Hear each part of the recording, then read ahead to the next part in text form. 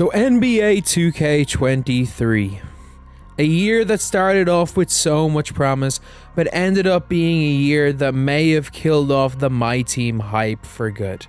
A year of very few highs and a hell of a lot of lows. A year that was so bad that I had to toss away the entire first draft, a 2-hour-long documentary video, because I felt that there was no point complaining for 2 hours. I have no idea how long this video is gonna last, but go get some popcorn. It's gonna be at least an hour going over the worst MyTEAM in the history of 2K. Things started off very promising with the first day of the game. Like, I got this game a little bit early, a couple of days, and once the servers went on, we logged on. We got our pre-order bonus cards, which used to be good in MyTEAM. They just weren't this year, other than like Xavier McDaniel. The pre-order cards kinda sucked. We then looked at the trophy case, where I had not got a clue what any of these things meant, and I'm not gonna lie, it's been nearly a year, I still don't really know what any of these things mean. We got the token market, which was a really interesting thing, a great way of getting current players, and 5 dominations off rip, which was really good. Level 40 had the exact same rewards as 2K22, which is a little bit disappointing. And then we had these Season 1, Volume 1. So for the first 3 or 4 seasons, we got these like volume sets. They were actually kind of an interesting thing for pack filler. They did end up getting replaced by like the current series in the end, but they weren't bad pack filler if we're being honest. And yeah, it just was an interesting one. We had way more collector level cards. And on a positive note, 2K, other than the finish for collector level, getting something every 50 cards was good for 50 players. The exchange was absolutely worthless. As usual, 2K have put in a concept to sell copies in 2K21 and have just done nothing with it since. Limitless packs were absolutely incredible for their time. Pink diamonds on day 1 was crazy, and I got freaking Dominique in my pre-order pack. And the trophy case though, looking through these cards, they all looked insane. We didn't know anything about what cards were going to have good and bad release. We just knew Larry Bird effectively had like 95 plus in every stat that mattered. We didn't know at the time he was going to suck. And yeah, these limitless cards, especially Steph Curry, were incredible. But the start of the year though, the focus of the majority of people was on tokens, because if you managed to accumulate like 200 or 300 tokens, you could get one of these really good day 1, week 1 squads. Guys like Giannis were incredible, even Rudy Gobert was good, obviously LeBron was good, Steph Curry was great, Kevin Durant was good. These cards were some of the best in the game at the start. So the trophy case was 2K's be all and end all for not 1, not 2, but 3 seasons. They replaced everything with the trophy case. In previous years, we had unlimited rewards. We had a lot of really good things. Nope, trophy case. Everything started and ended with the trophy case for the first 3 seasons this year. And nobody had a clue how to complete the trophy case. We saw a graphic a month after launch from Project Elevate, where it was so bad that anytime a dev was asked, they linked this graphic. There was nothing in-game teaching people how to get them. Nobody knew the difference between an elite and a legendary franchise moment. It was a absolute shambles. The fact is that any arguments pro or against the trophy case, especially pro trophy case, can be negated by just saying no one had a fecking clue how to complete it. 95% of players that booted up this game didn't even know what an elite franchise moment was, but yet the entire game mode, the entire like progression of game mode was based around a system that nobody knew how to complete. Takeover cards were a really good idea. Basically replacing RNG with something that came out every single week with an agenda to get it. The problem was, they basically made it impossible with RNG. The vast majority of people that played through the first 3 seasons, especially in Season 1, did not get any of these cards, the Friday or the Tuesday takeovers, in a wheel or a vault. Draft was one of the only ways of getting them, and they even, after people realized you could get the Friday card easier in the draft, they decided to put the Tuesday card in the draft, which was irrelevant. But these requirements were wild. Play 30 hours a week, and that's if you win every single game, in order to get a card that was, other than a couple of them, not great, to be honest. And then as well as that, the Tuesday requirements were just dumb. Like 1,000 rebounds with Lakers players when there were no Lakers players in the game for one of the worst cards in the game, Elgin Baylor. It was just crazy. And these cards were, like, this was a situation where no one interacted with any of the content, because 2K literally made it so that you basically had to just chuck bricks for 7 hours. Nobody wanted to interact with this content. It was just too overwhelming. And the easiest thing for someone to do when a video game, which is meant to be a source of entertainment, becomes overwhelming is just give up entirely. And that's what an awful lot of players did early in this game. And with pretty much unattainable trophy case and takeover cards being the main focus of my team, pack cards were just so underwhelming. As the week started going on, the hype for these cards ended up being non-existent for two reasons.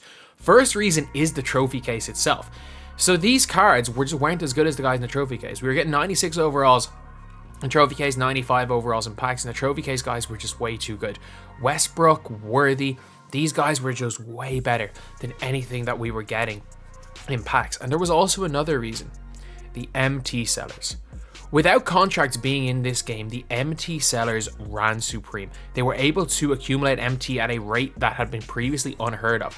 It was $5, $10 per 100k MT from the launch. It was even $2 to $3 per 100k MT very quickly in this game, and all that meant was that every single week, if you want to get a headliner, you were paying well over the 1 million MT. Early game, no packs mattered because budget cards were terrible, trophy case cards were unattainable, and also trophy cards were better than cards in packs. As well as that, we were looking at, if you wanted one of the good cards in packs, spending 1 million MT, and you almost had to go and buy MT if you wanted a chance of getting these cards. So it really was a disastrous time for the game mode of my team. 2K then brought out one of the most positive and negative Tuesday packs we've ever seen. We got shades of cards which evoed up rookie cards up to diamond, while at the same time giving us a card of a player who played similar to them. We got some incredible cards, and you can actually get a guaranteed version of these cards. So while it wasn't the worst thing in the world, just giving us cards for VC, we always had the choice to buy them or not. There was a major issue, and it was that Cade Cunningham, who was the best point guard in the game, who basically was meant to be a grindable card, this great reward, ended up being a card. Basically, you couldn't get this card unless you paid for it with VC. The only way of getting it was by evoing original owner versions of every single one of those cards, which basically meant that you had to buy VC, you had to spend money in order to do it. The first time a grind in the history of 2K had ever been locked behind a paywall. Was it the biggest deal in the world? No, but I just think the principle of locking a grind, as in something people have to play for behind a paywall, really just doesn't, it really just doesn't bode well with me for my team. It was one of the kind of first really strong negative stances I took against the My Team game mode. Look, the 250k tournament is the 250k tournament. We all know how BS this is. Like, Henry literally loaded up into a game and just error coded straight away. I think week one was kind of crazy because Ty and Splash both lost fair and square. Probably the first time ever that both of them had lost fair and square. But even in the locker code, you see the bottom locker code, that 98GP3? Yeah, that's not a G, that's a 6. Nobody was able to get the Zion because everybody thought that G or the 6 was a G. But then towards the end of the season, guys like Jimmy Butler were available, Jimmy, Gilbert Arenas, whichever Galaxy Opal you chose. As long as you didn't choose Patrick Ewing, you got something. So trophy cases went from basically one being available for the first 5 weeks, and then suddenly you could get your last 4 in the last week. It was really, really strange, but look, at least we still got them. And as far as takeover cards go, we probably got one of our best like time versus ability cards. A card that you could get in 90 minutes in Andrew Wiggins, the easiest of the Tuesday takeover cards to get, probably the first easy one, and he was incredible. And right before the end of season 1, they patched what was actually one of my favorite things, the Jaylen Brown collection glitch. So the Jaylen Brown glitch basically meant that once you locked in a set, if you got a duplicate of the card, you could just spam it enough times and you were able to sell the sets after locking in. It allowed you to lock in a Jaylen Brown for so cheap. It allowed you to lock in Kevin Love for really cheap and lock in for Chris Mullin for very cheap. I did all 3 of those. It was really cheap, really good card, and if you were there for the time it is glitch, you essentially, if you were decent at sniping and got cards for cheap, got these guys for free. So we had hope initially for season 2 that something was going to change as far as getting in-game rewards, but actually 2K decided to completely change it up. Instead of giving us in-game rewards as well as the trophy case, they just did the same thing with the game rewards, and on the way up to level 40, we no longer got free cards. So guys like Kukoc, guys like Steve Kerr, who were used in like weird niche situations, were no longer available because obviously people didn't really like them. And they were replaced with unauctionable players of cards we already had. And that was a route that 2K were going to keep going down on, giving us unauctionable players of cards that we already have, especially unauctionable players of undesirable players we already had. And 2K actually ended up giving us some of the craziest Tuesday packs we've seen, like all glitched cards in October. Like, we did not need a 3-point shooting 80 speed Hakeem Olajuwon in October, but we got it, I guess. But 2K saw how well the Andrew Wiggins takeover was received in Season 1, so they decided to make the rewards, well, a little bit easier to get and also a little bit worse. There were the likes of the Debos and the Carlos who spent every hour in the game that went crazy because they were fine spending 10 hours for a great card, but the majority of people who just didn't interact with takeovers at all, it was definitely better to get a slightly worse card, well, not even slightly worse, quite a bit worse card, but it actually to be achievable. 2K23 had a big problem in Season 1 where every card was unattainable. However, 2K making them more attainable in Season 2, they did make a lot of the rewards quite a bit worse. So 2K, with Moments cards, decided not to give a Moments card for the first 2 weeks of the NBA season. Coming into Season 2, they literally put it in the dev blog, talked about the fact that they were going to, like, give us Moments of the Week. And everyone thought, oh, cool, we're going to get Moments of the Week. It turned out that that wasn't even cards. That was just for a Hoff badge, sometimes for a centerpiece, which actually was relevant. But no, it was for freaking Hoff badges. We didn't get a Moments cards for 2 weeks, and then we ended up getting a Jalen Brunson. By the middle of November, halfway through by the middle of November, 1 month into the NBA season, we had more celebrity cards than Moments cards. And ending the year, we pretty much had as many celebrity cards as Moments cards. Now, this pack drop completely changed the game. The fact that you could actually go out there and buy Kareem Abdul-Jabbar was massive. It was absolutely massive. You could pay $50, you could get this card, best center in the game. You could sell the card, which was important, which meant that if he was cheap on the auction house, so people wanted to buy him through MT could have because he was cheaper. You could get the Hall of Fame catch and shoot badge that made him a knockdown shooter. As well as that, Tim Thomas. Tim Thomas was in these packs. The best card in the game by far. However, like, DeMar DeRozan was well over $1 million MT just because Tim Thomas was there. What a freaking card. So the Thanksgiving event wasn't too bad. Again, we got ourselves a free pink dime. The problem is that everyone pulled a bomb. I pulled Dame, who's the worst card in the game. Everyone pulled a scrub in this event. And that was one of the big problems, is that it was just a case of like odds within odds. So if you opened a pink diamond pack, there was a 99% chance you get a scrub, even if it was free or paid. If it was unauctionable, you maybe sometimes got a little bit more of a chance. But it just always felt like the odds were stacked against you, and odds within odds. Regardless of what odds you saw, if it was guaranteed pink diamond, you knew you were going to get a scrub.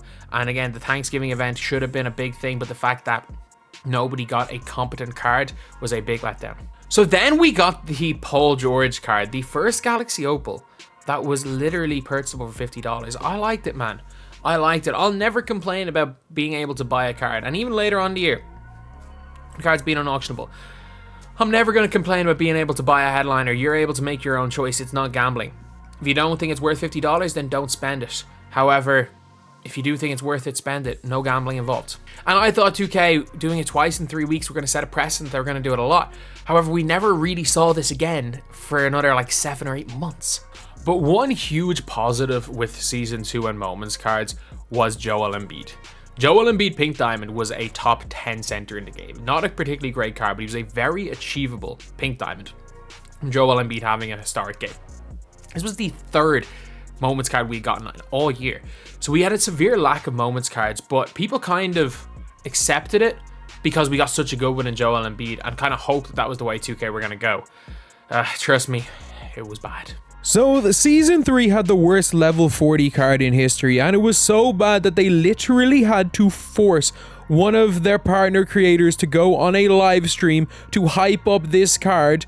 He was forced to do it. The guy was forced to go on a live stream and hype up this card, and the guy ended up hyping up the fact that he had 95 pass accuracy. This card was useless. Thankfully, this was also the first time during the year where 2K brought out a Beyond Level 40. In fact, this is actually the only time 2K had a Beyond Level 40 card. So the Season 3 dev blog came out, and it maybe was the worst thing I've ever read. No mention of a future Christmas event, and they spent a solid 25%, even more than that, 33% talking about neon lights. Neon lights on Ascension boards. Nobody gave a damn about the neon lights, 2K. Nobody gave a damn.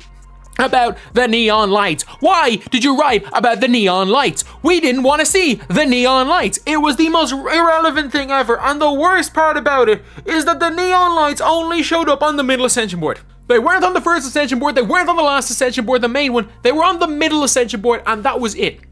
33% of a dev blog for a season talking about something that we would literally see for normally between 1 and 7 cards you're up. Potentially, you might not be even on the neon lights if you hit it straight away for 30 seconds. You may not have seen the neon lights for more than 30 seconds the entire season. They spent 33% of their blog talking about the neon lights. However, the Season 3 event was one of the best events we'd seen. The Season 3 event was one of the best events we'd seen, the Christmas event. So we got rubies, amethysts, diamonds, and pink diamonds, as well as an opal reward card, the opal and Bam Adebayo. And in order to get these cards, you just got them naturally. Score 300 points, you got a Bradley Beal. And on your way to 300 points, because I scored 10 points with a small forward twice to get certain cards, like you would, if you just didn't even look at the agendas and you just naturally played the game, you would get almost all of these cards. And we got some great free cards, like Mike Miller was a beast, Mark Aguirre was a beast. I thought the Michael Red was really good, Jaren Jackson Jr. was very good. I thought Bam was fine. We actually got a very good crop of players, especially for the new Christmas players. And while a lot of people want to complain about Season 3 as a whole, people hate it, I do have to say that while there was a lot of bad things in Season 3, the actual Season 3 Christmas event was probably going to go down as one of my favorite parts of the year, one of the best ran events 2K I've done.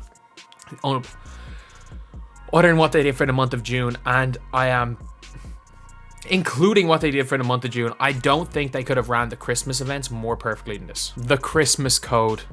The Christmas code, lads. Oh, this was a time for complaining in the community. And this was a time where I'll stand by it. The complaints were justified. The Christmas code in NBA 2K22 had 5 elite cards. Well, sorry, maybe 3 elite cards. But every single one of them was auctionable and you could choose who you wanted.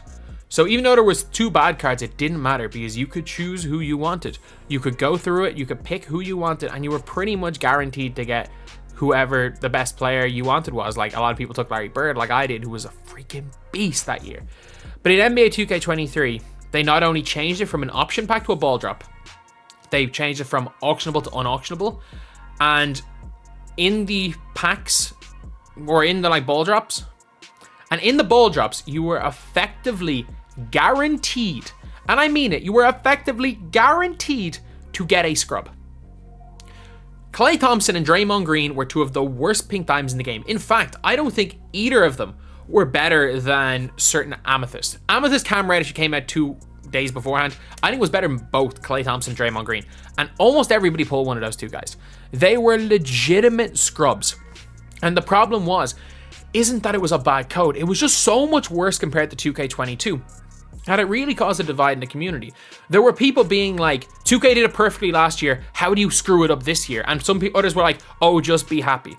And I do think that we can see from what we've seen previously in this video, I don't understand the oh, be happy crew, because as you guys will see up to this point in the documentary, a lot of decisions made by 2K seem to be based off the fact that they did bring out something like a trophy case and takeover, which they probably felt was what the community wanted, when in reality they implemented it badly, and then they spent realistically a 6-month period just giving the middle finger to the community. So look, it's one of those situations where I understood both sides of the argument. I was heavily on the it's a lot, like, because they've done it so well in 2K22, I was heavily on the side of it's a lot easier to make this right than screw it up, and you went out of your way to screw it up when you could have just done what you did last year to make it right. Like, it was when something is easier to be a 10 out of 10 than be a 5 out of 10, and you make it a 5 out of 10, it shouldn't be happy that it's a 5 out of 10 instead of 0 out of 10. It shouldn't be annoyed that instead of a 10 out of 10, it's 5 out of 10. Either way, it was just different expectations, and it was one of the situations where I personally, as well as a lot of people, actually kind of had some hope that with the Christmas event, which was so good, that maybe 2K were turning a new leaf, and you'll see very soon that it was not the case. And Season 3 ended with one of the weirdest sets ever, the Flash Forward set. It was just all of the plumbers, the 60s guys, but they all had like gassed up animations, gassed up jump shots. And funnily enough, they all had Chris Paul dribble style. We did not see Chris Paul dribble style after that. We basically had a whole set of meta guys who were elite. And I mean like absolutely elite, but We then never again saw anyone with that dribble stop for the rest of the year. But in the last days of Season 3, we got moments Donovan Mitchell. Was this a great card? Yeah, but if you guys don't know the context with this, basically, last Christmas was some of the craziest moments we've ever seen in the NBA. Luka had like a 60-20-20 game. We've never seen some of the games, like he had a historic game, Jokic had a historic game. So many people had historic games over the Christmas period. We didn't get a moments card for over a month. We thought that the 2K dev team was on vacation for the entire month. They were on vacation for like a week. Yeah, it was just crazy. It turns out they weren't on vacation. They just said screw it with moments. We just assumed they were going to do what they did in 2K22 and give us moments in a month, but no. It took us a whole month. Yeah, great, we got a Donovan Mitchell, but it was too little too late, to be honest. And honestly, it's going to be one of the last times I even talk about level 40 just because of just how irrelevant it became. Like, I didn't get Levine, I didn't get Hero, I got Zion by chance. I'm not even going to talk about it. Other than how bad Trae Young was after Scottie Pippen in Season 1, it became pretty much irrelevant. So Season 4 started off in the worst way possible. It genuinely did. We looked through all the rewards and there were no new mode rewards. There was a new level 40 card. The trophy case was done, it was over, but everything was replaced by an unauctionable version of a card we already have. I remember for Triple Threat Online, it was an unauctionable Hakeem Olajuwon, and I in fact got an unauctionable Hakeem Olajuwon prior to that. So it made absolutely no difference, so I just didn't play the mode. Yeah, there was a great win in DeMar DeRozan, which allowed you to get Tim Thomas, but that was about it. Season 4 started off badly, but what Season 4 did have early were the 2-week events. The 2-week events, it did have a lot of like involvement playing the game. You did have to play the game quite a lot, but in the end, you had a chance of getting Yijian Lian, who was one of the best, if not the best cards in the entire game. And incredibly, like, I will say almost, it was a rewarding grind. It was a rewarding grind if you really wanted to do it. But what a freaking card. And something that was needed because, obviously, Yao Ming came out halfway through the grind. They needed somebody to compete with Yao Ming. The greatest player ever. The most broken player. And even though Yijian Lian came out, and he definitely could pull you out to the perimeter, he was probably the second best center in the game. Some people at the time maybe want to argue he's better than Yao because he did a little bit more, but no, he wasn't better than Yao in hindsight. But no, like Yao he was just too fast, too strong, too big. He was just too good. So then Jazz ran a big tournament that weekend. with all the content creators in it. It was a lot of fun, raised a lot of money for charity, and people were kind of, as much of kind of BS as there had been, the 2-week events were something that the community did really like. So there was a little bit of optimism because we knew there was going to be 2 more 2-week events through Season 4, and we thought maybe that was going to continue for the rest of the year. And then the next day, the tweet: if you've bought MT, you're going to be banned. And everyone basically got banned. But, and I'll say this right now, 2K needed to do something. We deserved those initial bans, and I think most people kind of agreed with that. That like, okay, yeah, cool. Like, look, we'll take it. We're either not gonna buy MT again, or they're gonna eventually just buy MT until it's permaban. You're not gonna change the minds of some people, but I do feel the 10 days did change the mind of a lot of people. Like, I never bought MT again. So then they announced Galactic Conqueror Spotlight Sims, which was a bit interesting, like pretty good. But it really was a week where they went out of their way to just punish people that they just didn't really want playing the game. And we know that from Stellar Packs. So what 2K basically did with Stellar Packs was they replaced like a jersey or a contract, or not contracts, it's 2K23. They replaced a jersey with, or arena with, a new player. And those unauctionable extra players had a way increased chance of getting a Galaxy Opal, a Pink Diamond, a high tier. So most people were spending their $50 and getting every single card in the pack, because the Opals were all really good: Scotty, Chet Holmgren, and Ben Simmons, and there was a really high chance of getting these high tier cards. So a lot of people with not a lot of money were getting every card in the pack. So a lot of people thought, you know what, this is what 2K are going to do to counter the MT selling and counter the MT buying. But no, it turned out that this was actually, maybe it was meant to do that initially, but it turned out in hindsight this was just a punishment. This was a punishment for 2K. They basically wanted to punish the guys that were banned, and then as soon as the ban waves are over and people were back playing, it was all gone. We never saw this again. It was all gone. They literally put in a great concept. Instead of like trying to improve the game, it from the outside looking in, it looks like they put in a great concept to spite certain people, which for a AAA billion-dollar gaming development company, I hope it wasn't the reason, but from the outside looking in, that's what it looks like, is absolutely pathetic. And then the following day, I got permanently banned on PlayStation. Up to this point, I didn't play on PlayStation. I played on Xbox. I got permanently banned on an account that didn't even have a MyTEAM. I didn't get banned for purchasing MT. I don't know what the hell I got banned for. I still to this day don't know what the hell I got banned for.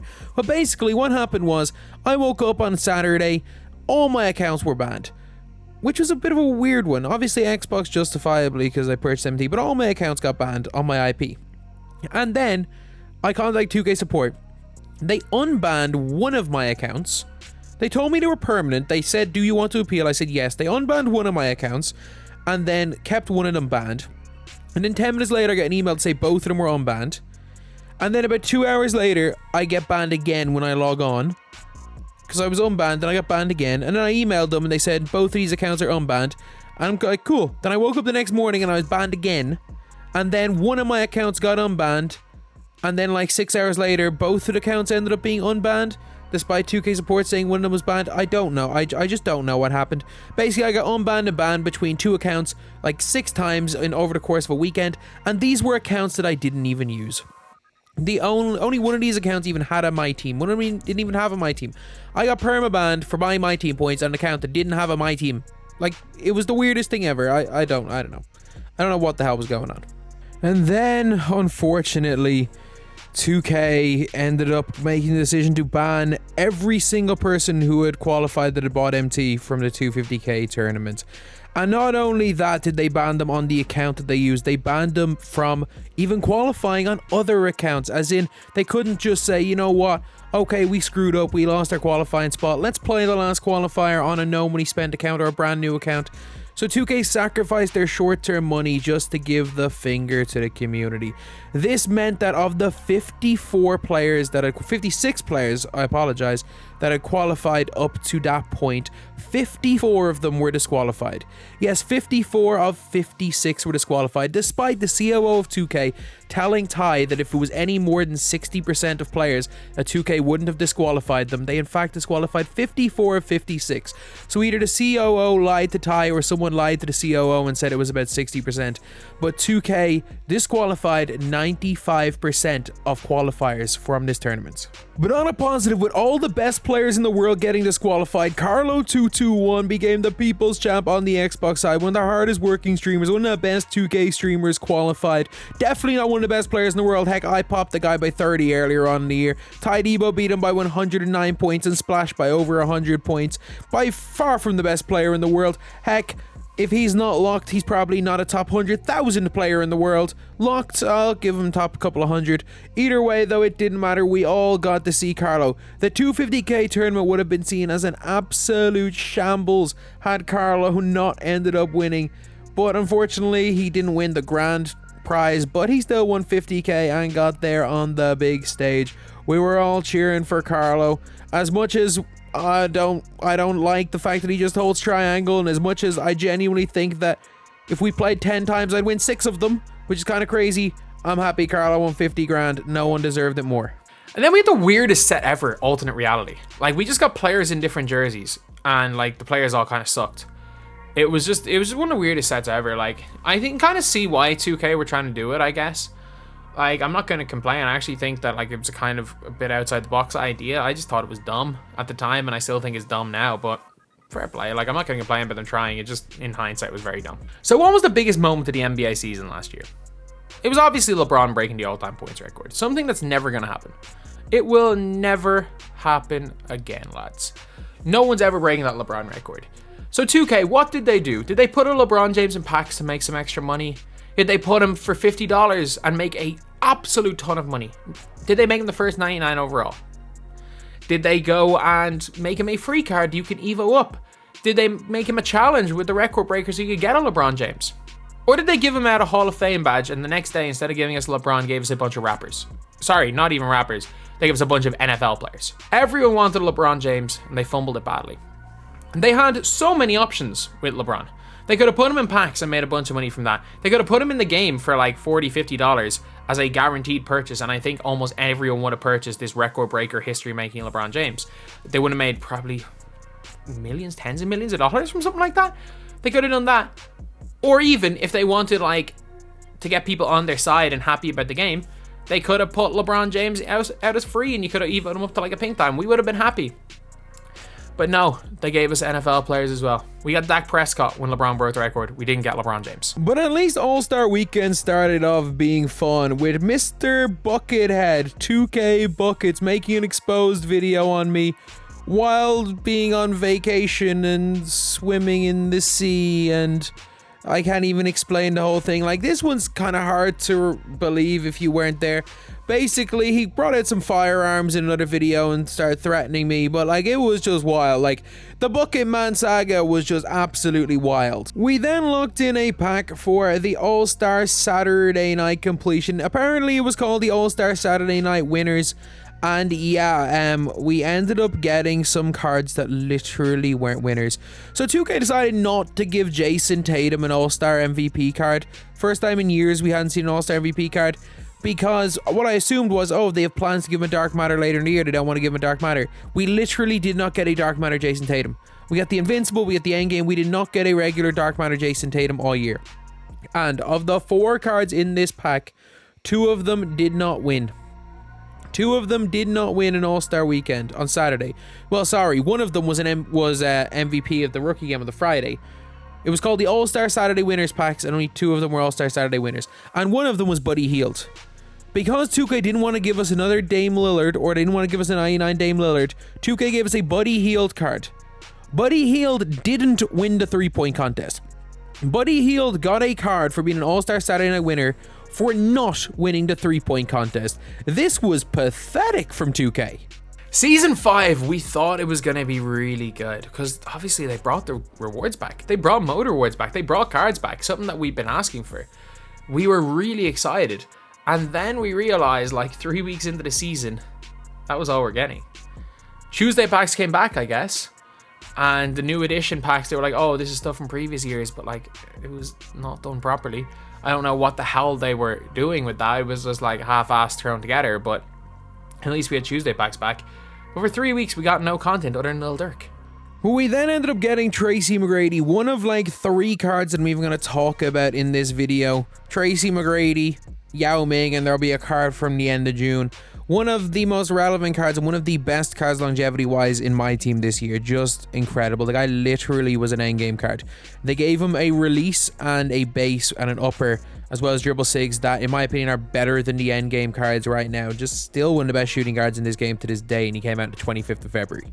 And honestly, for the first 3 weeks of the season, the only thing of note that I can remember is when 2K unfollowed, like, almost all of us. And they unfollowed their next makes as well. Like, the only people 2K still followed at that stage on the 2K MyTEAM page, they followed 2K Fitness because they, well, forgot to unfollow him. And they kept following the shills.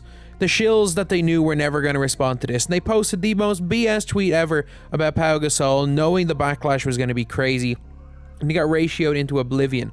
One stage they had more quote tweets than likes, and then I think Fit ratioed them ×5 when he basically said that it wasn't good enough in the comments, and they forgot to unfollow him. Yeah, this was up there with the lowest point in the community for people in general. But then, like, again, like, as somebody who got unfollowed by, well, part of the dev team, and I think some of them refused to unfollow me, but like, it was a weird situation. Like, this really was the moment where 2K just said F the community. This really was the moment where 2K said F the community. We really could not give a damn about you guys anymore. And whether you guys think that's justified or not, that's all up to you. But this was the day, March the 7th, where the 2K community and the link between 2K themselves, the MyTEAM development team, and the MyTEAM community died. It died and it's never coming back. But then the Bracket Busters challenges came out. So every day for 3 weeks, you got to choose between 2. You complete a challenge and you got to choose between 2. First week were Diamond, second week was Pink Diamond, third week were Opals. And you got to choose between 2 of them. It was an incredibly good event.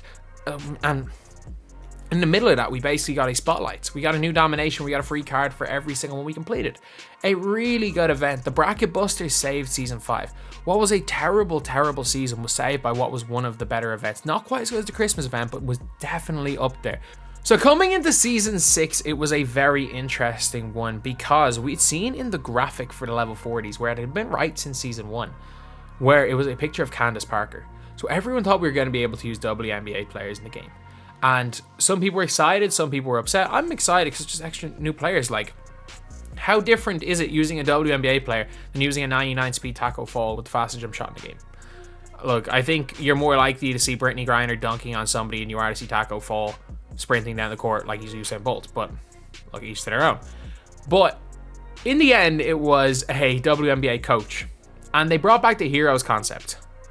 The Heroes concept had worked so well in 2K22 and 21, and 2K fucked it. They fucked it. There's no other way to describe it. I've swore twice in a video because the Heroes concept was one of the best concepts in those 2 years, and it was one of the worst concepts this year. And yeah, we got some great cards in packs like the Manute Bowl and other cards, but I just don't care. When 2K gave us literally nothing to do for an entire season, I couldn't give a damn what cards they put in packs. I really don't. When I'm looking back on this video, I don't want to spend this entire section of the video ranting about cards. Yes, Manute Bowl is great if you guys want to hear about that, but at the end of the day, what relevance is that when the card's 10 million MT and there's nothing to do in the game? So in Season 6, we got the Easter event, which, just like the Christmas event, was the exact same as the previous year, except everything was unauctionable, and it all took longer to get. The Easter event used to be able to make MT in NBA 2K22. You couldn't in NBA 2K23. You literally couldn't. There was no point playing it. You would get a useless Galaxy Opal. We got a code for a useless Dennis Rodman. Like, we got nothing of worth in what was one of the best events in 2K22. It was just terrible in 23. I'm not joking. Like, what, did we get a little Yachty? We got a little Yachty, I guess. We got nothing. While the playoff concept was really cool, like very cool. I really liked the playoff concept. You had to buy those cards, and they were extremely rare. Because you couldn't, like, well, there was no way to grind individual cards. Other than a couple of locker codes like Lonnie Walker and Moses Moody, just because 2K forgot to put them in the original rosters, we had to get them as a locker code. Other than those guys, it was just pointless, man. It was just a season where nothing happened. I'd given up. And then the Season 7 dev blog said nothing. We had no hope. We had absolutely none. And even though when we were looking through the rewards, there were some good guys in Season 7, the Enfuego packs kind of sucked. So we just had absolutely no hope. And for like the first couple of days in the season, it just didn't seem like it was going to be rough. But then on the Monday, and 2K gave us a locker code for a Carmelo Anthony pink diamond or diamond. And these cards were terrible. But they did something cool. They evoed the Carmelo Anthony to a dark matter. While he didn't have the greatest SIGs, he was still elite. He was still absolutely elite. And what a card. And right after that, we find out that we're getting 5 dark matters the next day. And if we complete some challenges, we can get a free guaranteed dark matter pack, albeit unauctionable. So that was really cool. And then the first Friday of that season, we saw Invincibles getting added into packs at a much higher rate than they previously had. And all of a sudden, there was a guaranteed Shaq. We could buy Shaq. He was that good. 2K gave him one of the best releases in the game, made him huge, made him a freaking god, and we could buy him. It was so good, man. We were so happy. We were so hyped about this. We didn't have to open packs. We didn't have to constantly rely on RNG, and we could go and get this Shaq. And even better than that, on that same day, we got not 1, not 2, but 3 free Dark Matters. We got 3 pioneers in the game. The first 3 people of color to be in the NBA, Nat Clifton, Chuck Cooper, and Earl Lloyd. 3 guys that I didn't even know about the history. They were pioneers of the game. These guys were 3 of the most important players in the history of basketball, and we hadn't seen them in 2K up until this point. And so many people not only got to use these cards, but also got to learn about the history of basketball and learn about these guys.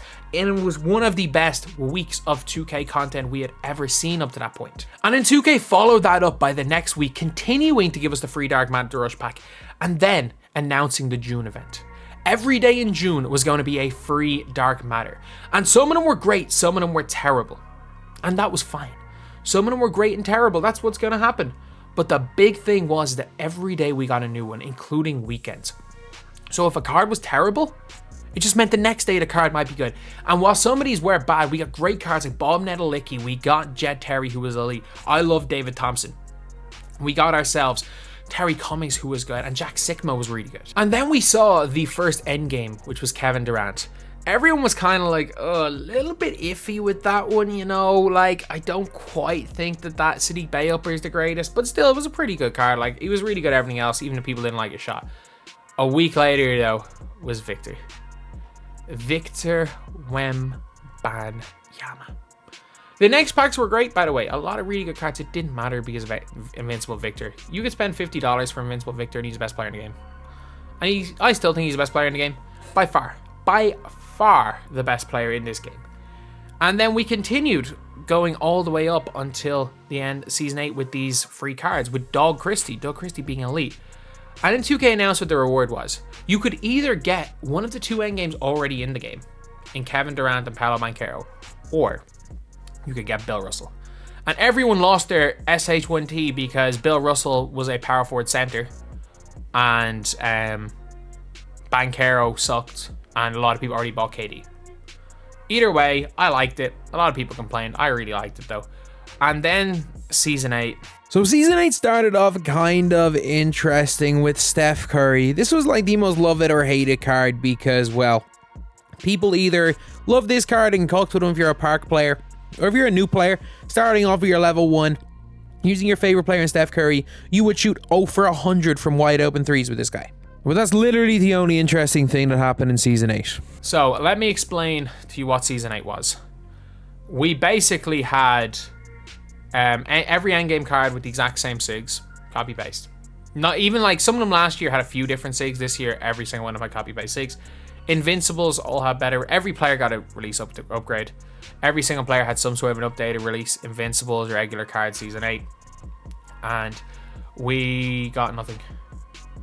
Like, we got like Mirasan and Manu Bowl and stuff came out, and I just don't care. Like, I could have ended this on something greater. Like, we're in Season 9 right now, and it's somehow worse than last year's Season 9. Like, oh, I'm exhausted. I'm exhausted after this long year. So a very frustrating end to a very frustrating year. Season 7 was solid, but up until that point, there'd been so many bad things that I think it is fully understandable to be almost at the stage where you're that pissed off of the game that your attitude towards a great season is, well, we should have had it earlier. A lot of things went wrong with this game, and I do think that there is a big factor, are the fact that the 2K content team, I fully believe from the outside looking in, that they have made decisions out of spite for their hardcore player base. That they have made genuine decisions, and they've done things in the game that have no benefit or negative thing monetarily, but they have done it out of spite for their hardcore players. The 2K community is dead. The MyTEAM community is dead from this year, and NBA 2K23 has caused it. Does it ever come back? I don't know, but this game will go down in infamy as the worst MyTEAM of all time, and I don't think there's even a debate of any other one. And for those of you guys that are still here at the very end, this is just kind of a thing I'm going to put in after the documentary. I had to remake this entire thing because I wasn't necessarily happy with the original way that this video went. It was just 2 hours of complaining, and I just couldn't talk about the fact that we didn't get anything to do when 2K just released pack content. And it was a depressing year. It was a depressing year. It was a year that I decided that I can't do this full time anymore. For my own sanity, I can't do this full time anymore. It was a year I never expected to have. It's a year I hope I don't ever have again in this game. And long term, I think it is going to be how bad 2K23 MyTEAM is going to be a benefit to me personally. I know obviously for most people, like, this is just a video game. For me, it was my job. And thankfully, it's not healthy to care about a video game this much. And thankfully, this game mode was so bad that it kind of made me realize that over time. Am I looking forward to 2K24? Honestly, no. I'm gonna still make videos.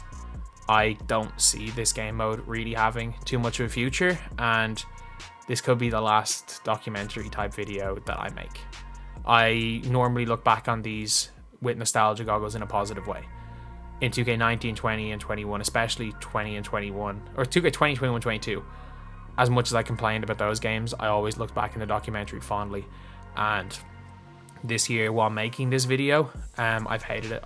It's normally my favorite video of the year to make, and it is just bringing back bad memories for the year, bringing back times where I was about to walk from my job, bringing back just bad memories, and I don't see a situation where my team gets in a better place. Maybe my YouTube channel will be better. I'm still going to be making videos, but my team as a game mode, I don't see any situation where it goes into a better place. I hope I'm wrong. I hope I can look back and react on this in 6 months' time thinking, Jesus, this is how I ended the year. But you guys saw the whole documentary. I'm going to leave it out here. This was the worst my team ever. This was the worst mode for the community ever. This was a mode where it really felt like from the outside looking in that the dev team, who were in charge of all content in this game mode, made decisions to give the finger to the community. And it was just a horrible year from start to finish. Other than season 7, I guess.